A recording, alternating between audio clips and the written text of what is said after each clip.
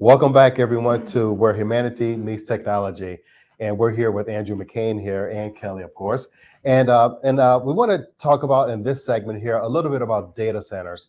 And I don't think that people understand that when they look at a data center, how much work goes inside of it. You have millions of feet of cabling, you have fiber, you have all the servers, you have racks. There are so many components that is actually built into the data center.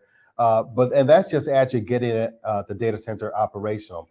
But if we actually look at the more of the infrastructure, since we have Andrew here, we're going to talk about some of those other key factors that's actually that people don't see. There's some of those hidden factors, such as the size and how much power you need. Let's talk about redundancy. So Andrew, when we're looking at data centers, I know it's more of a subjective. It depends on the size of the data center. Yeah.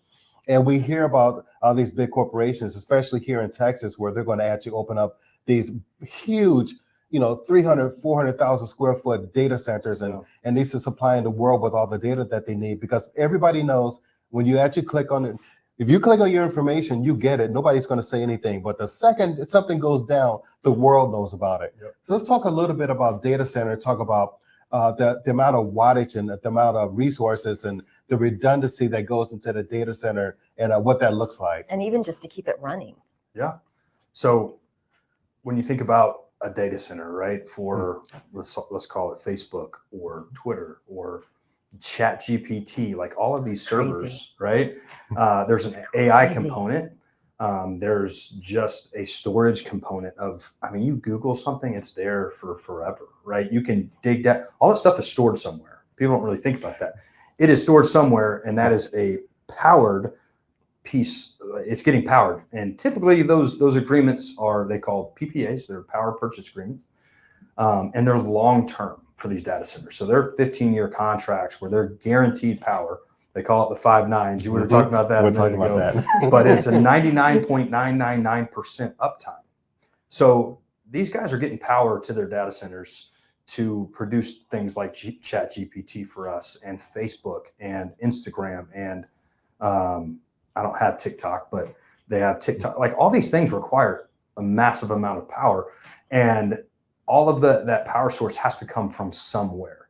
So typically what they're doing is they're creating PPAs, power purchase agreements, so they have a tenant, which is the data center, is going to be on a site. They're going to have a PPA with a power provider.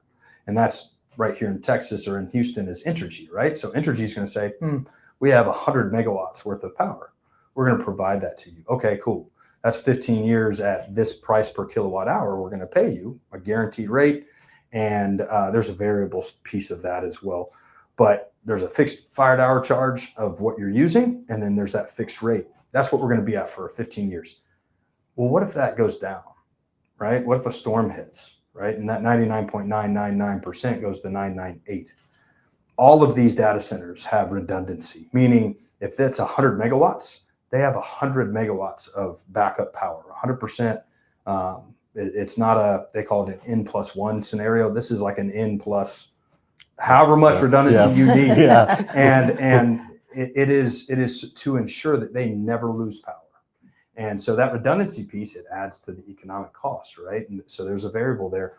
And so everybody is trying to get to the end goal of how do we produce a kilowatt hour for a data center site that we can make money on. That's what business is about, is everybody's trying to make money and produce that back to the consumer, right? And redundancy piece is a huge piece of that. And it adds a lot of power, a lot of on-site, infrastructure. You talk about cable and people don't think about that, but for every bit of power that you have coming from utility, right, you have to have a backup to that. And if you don't, people are going to pay the price. Some agreements are $1 million a minute, if you're down. So it's wild. It's wild. Yeah, it is. Think about what the cloud, I say, I want to put my information to the cloud. So what do you think the cloud is? It's a data center. It's a data center. It's a data center. And you have to have that. And when Andrew was actually going through that information, I could see physically in my mind there about and this is something that relates directly to your business, where when you're building in these huge, gigantic generators, and 2 and 3 of them on the site there. Mm-hmm. The amount of energy that it takes to actually keep those the systems running and the maintenance that's involved with that. There's a lot of moving parts with that. A lot of moving parts. Yes. Yeah. So we were fortunate enough to work with a company called Distributed Power Solutions, DPS. They put in a 200 megawatt data center. It is, I think, the first one in the United States that's self-sustained. They actually CNBC did a show on it, and it's over in Virginia. And we actually built my company. We built the two megawatt black start generators that are backup to start those turbines if they go down. Now they have redundancy there with extra turbines that aren't running. But you're right, cycling things on and off, right? If you're running a 200 megawatt plant, let's say with multiple turbines in parallel, there's going to be times when you got to take those down to service them, or it's electrical and it's mechanical. It's going to break. You have to have service agreements. You have to have the redundancy piece to have another piece there to swap it out if something goes wrong.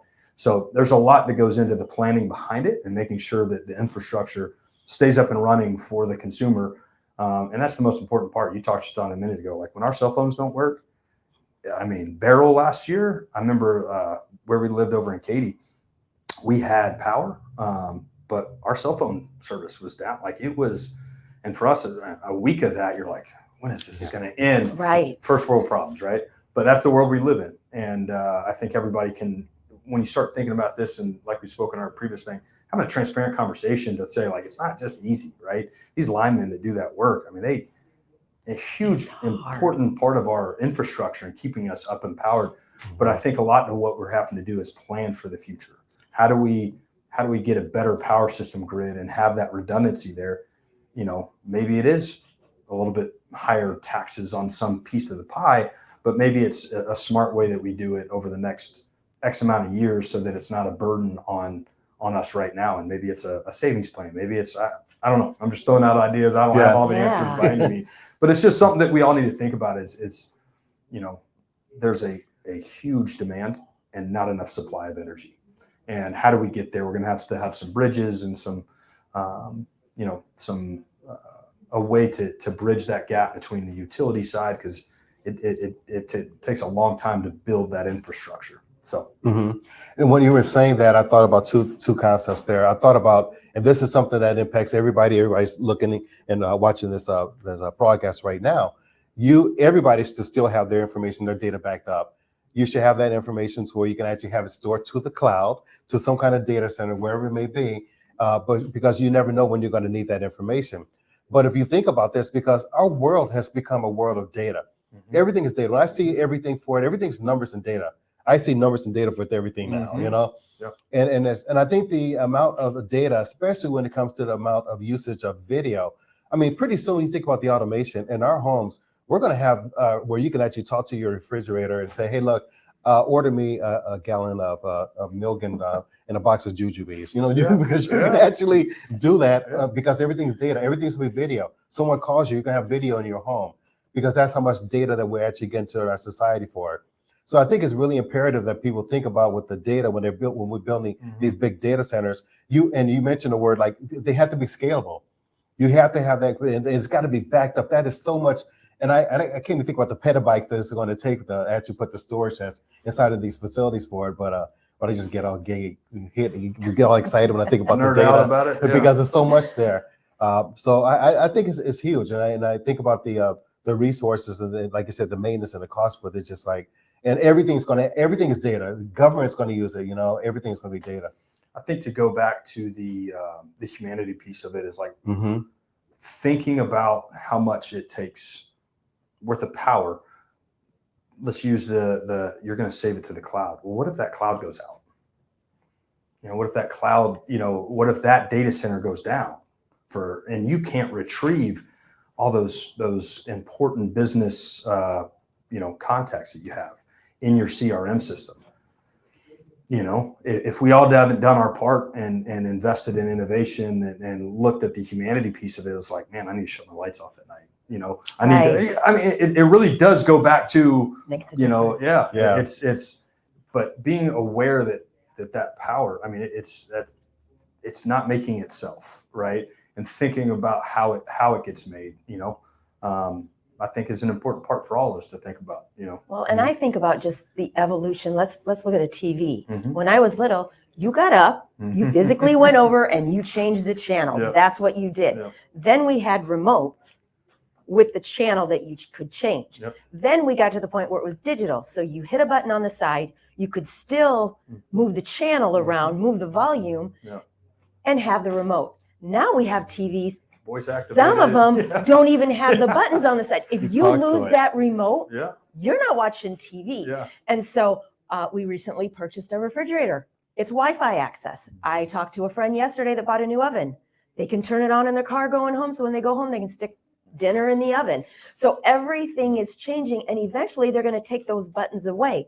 So we're going to be at a point where so ours, reliant on it. Yeah. yes, we think right now we don't have control when the lights go out.